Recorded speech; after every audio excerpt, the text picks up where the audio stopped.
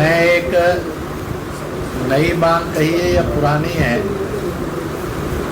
जो आतंकवाद और आतंकी को सदा सबक सिखाने के लिए है, वो पहले आपके सामने कहता हूँ। सब लोग बोलते हैं, आप बोली हुई लिखी हुई बात को बताते हैं कि आतंकवादी का कोई मजहब और दीन नहीं होता, धर्म नहीं होता, वो तो शैतान की शक्ल होता है। फिर प्रश्न 35-40 साल से चला आ रहा है, तो उसके लिए नमाज अदा क्यों होती है? जैसे ही नमाज अदा होती है तो इस डिक्लेरेशन की धज्जियाँ उड़ जाती हैं, क्योंकि नमाज अदा होते ही तय हो जाता है कि इसका मजहब है, मजहब लेस नहीं है।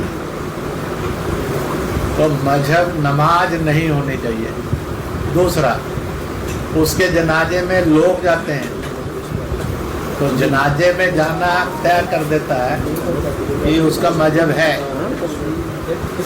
उसके साथ उसको कब्र मिलती है, तय हो जाता है कि ये उसका मजहब है।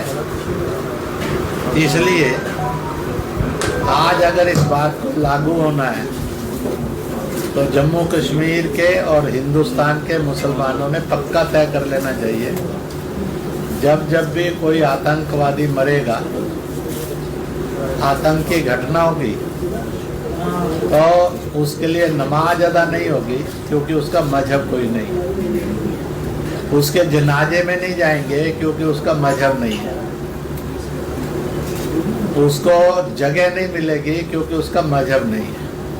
बल्कि ऐसे शैतान के द्वारा जिन निर्दोषों को मारा गया, तो अगर प्रेयर करनी होगी तो उनके मजहब के अनुसार करनी होगी, क्योंकि मारे जाने वाले का तो धर्म है, उसका कोई धर्म नहीं, ऐसा नहीं कहा जाता, उसका तो धर्म है। और जब वो इंसान है और निर्दोष है, तो उसके जनाजे में भी जाना चाहिए और उसको उसकी क्रिया के अनुसार अंतिम संस्कार भी करना चाहिए।